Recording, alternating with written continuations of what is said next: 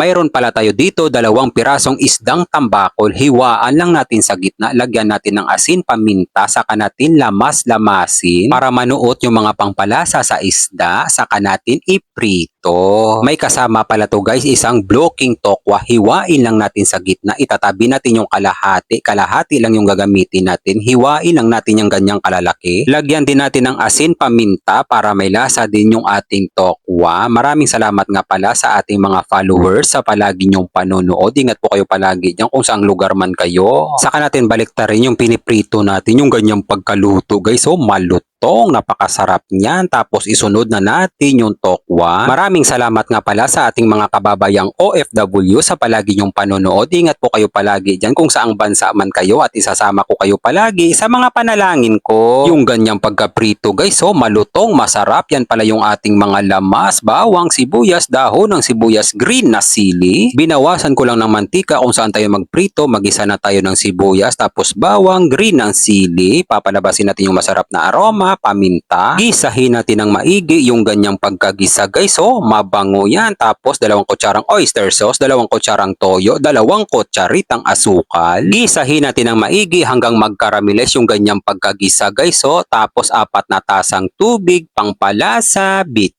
Maglalagay din tayo dito, magic seasoning. Tapos ilagay na natin yung naprito nating tambakol. Pakukuluan natin to sa loob ng 15 minutes para manuot talaga yung mga pangpalasa guys sa isda para masarap. Pagkalipas ng 15 minutes, maglagay tayo dito pangpalapot, 1 kutsarang cornstarch lang yan. Pakukuluan lang natin ng kaunti, saka natin titikman.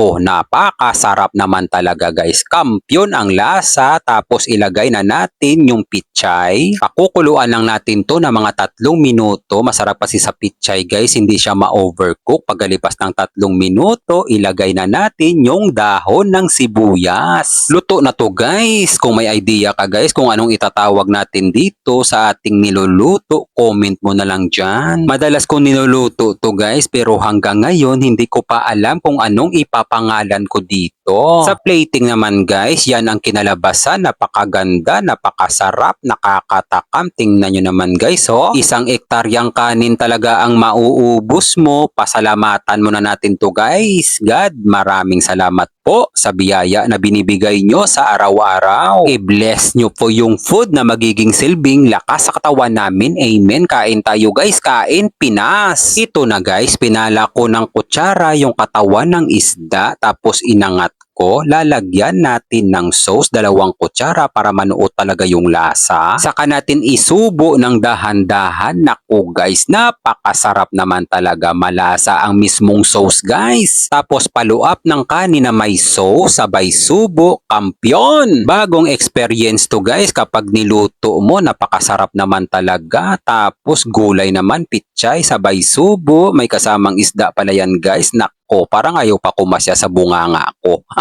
Napakasarap naman kasi guys. Yung atake ng lasa, manamis-namis, may kick siya na kaunting alat. Balance lang yung pagkamaalat niya naman guys. Mapaparami ka ng kanin dahil sa sauce pa lang ulam na. Bibigyan ko na kayo ng pamalakasan guys. Perfect bite pang commercial. Ulo ng isdang tambakol, angatin natin, bubuhusa natin ng sauce. 2 kutsara guys para manuot talaga yung lasa. Saka natin dahan-dahanin papunta sa ating bunganga. Sipsipin natin yung mata ng isdang tambakol. Baliktarin pa natin para masipsip natin yung isa. Napakasarap naman talaga guys. Pritong tokwa, lagyan natin ng isdang tambakol. Lagyan natin ng pichay. Dakutin natin ng ating mga kamay. Saka natin dahan-dahaning isusubo. Nako, kayo naman ang sumigaw ng masarap guys. Kung mapadaan man sa'yo to, wala nang plano-plano, magluto ka na rin nito.